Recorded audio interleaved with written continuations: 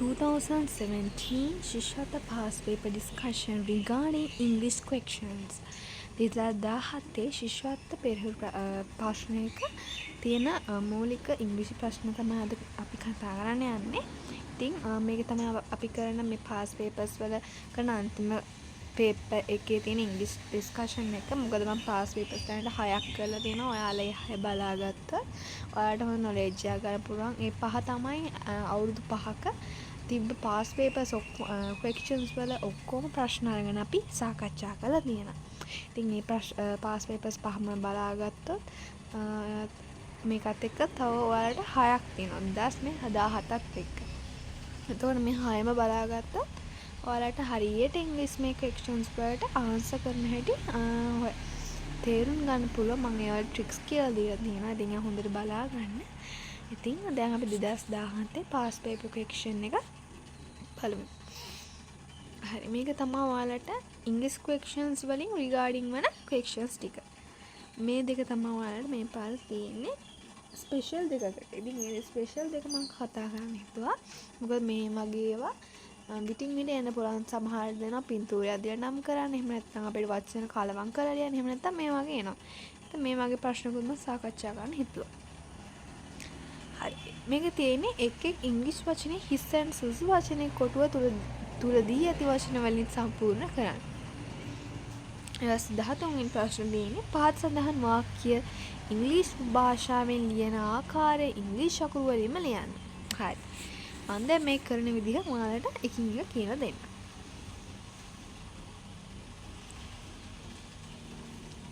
මේක අපිට කරන්න තියෙන්නේ මෙතන මේගොල්ලෝ දීලා තියෙනවා කොටුවක් ඇතුළේ වචන. අපිට බස් තියෙන්නේ මේක පළවෙනි වාක්‍යය දෙවෙනි වාක්‍යය කියවලා ඒකට ගැලපෙන දේ ලියන්න.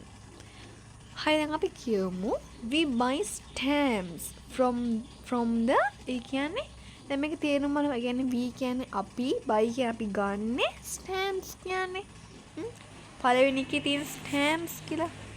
stamps කියන්නේ මුද්‍රණ වලට අර ඔයාලා මොකක් ලියුමක් යවන්න එහෙම අපි පාවිච්චි කරලා පොඩි අපි අර තියෙන ස්ටෑම්ප් එකක් අපි ගහන්නේ. ඒක තමයි අපි මේ ස්ටෑම්ප් කිය මුද්‍රණ වට. එතකොට we buy stamps from the කියන්නේ මේ ස්ටෑම්ප්ස් ගන්නෙ කොහෙන්ද? බේකරියෙන්ද, හොස්පිටල් එකෙන්ද, මාකට් එකෙන්ද, පෝස්ට් ඔෆිස් එකෙන්ද? අපි ගන්නෙ කොහෙන්ද? බේකරියෙන් අපි මුද්‍රණ ගන්නවද? නෑ. එතකොට හොස්පිටල් එකෙන් නෑ. මාකට් එකෙන් ස්ටෑම්ප්ස් ගන්නවද? නෑ. අපි තව ගන්නෙ පෝස්ට් ඔෆිස් එක. පෝස්ට් ඔෆිස් එකෙන් තමයි ස්ටෑම්ප්ස් ගන්නෙ. කොට ආන්සර් එක වෙන්නේ පෝස්ට් ඔෆිස්. මම පළවෙනි එකට උත්තර දාලා තියෙනවා පෝස්ට් ඔෆිස්.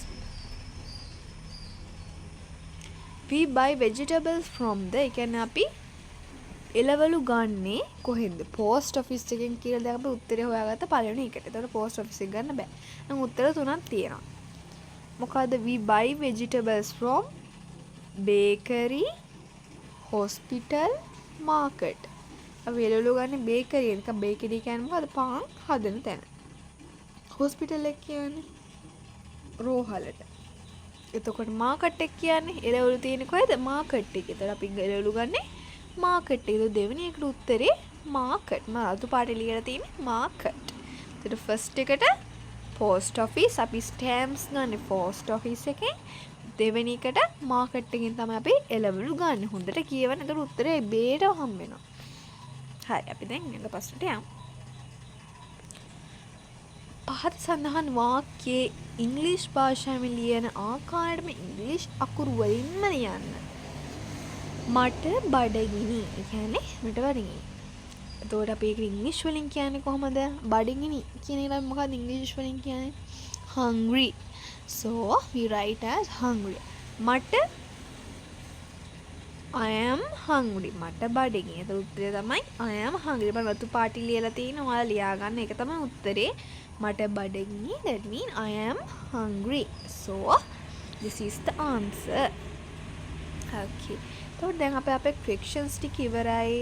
එතකොට මේක තමයි අපේ අන්තිම past paper ඩිස්කෂන් එක මේ ශිෂ්‍යත්ව පාස් පේපර්ස් රිගාඩ් කරගෙන ඉංග්‍රීසි ක්වෙස්චන්ස් අපි ඩිස්කස් කරේ.